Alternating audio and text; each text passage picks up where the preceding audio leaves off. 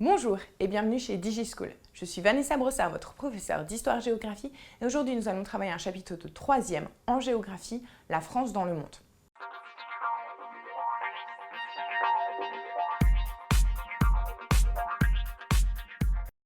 Le territoire français est composé d'une France métropolitaine et d'une France ultramarine. La France ultramarine, ce sont tous les territoires en dehors de l'Europe.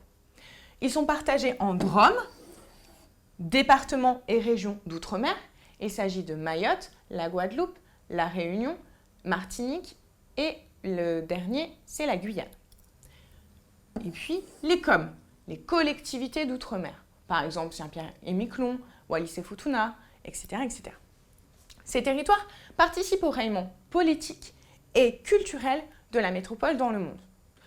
On a également un rayonnement économique, puisqu'en effet, ces territoires permettent d'augmenter la ZEE de la France, zone économique exclusive. Les DROM sont considérés comme des RUP, des régions ultra-périphériques dans l'Union européenne. Ils font partie de l'Union européenne et obtiennent des aides. Cependant, les COM sont considérés comme des PTOM, pays et territoires d'outre-mer. Ils ne font pas partie de l'Union européenne, toutefois, leurs habitants ont la citoyenneté européenne. Autrement, on a également la francophonie. La francophonie, ce sont toutes les personnes qui s'expriment en français. Il y a une cinquantaine de pays qui sont concernés par cette francophonie et 200 millions de personnes. L'organisation est l'OIF, l'Organisation internationale de la francophonie, qui promeut la culture française, la langue française bien évidemment, et les valeurs comme la démocratie et les droits de l'homme. Enfin, on étudie la présence des Français à l'étranger. Il y a environ 2,5 millions de Français à l'étranger qu'on appelle expatriés.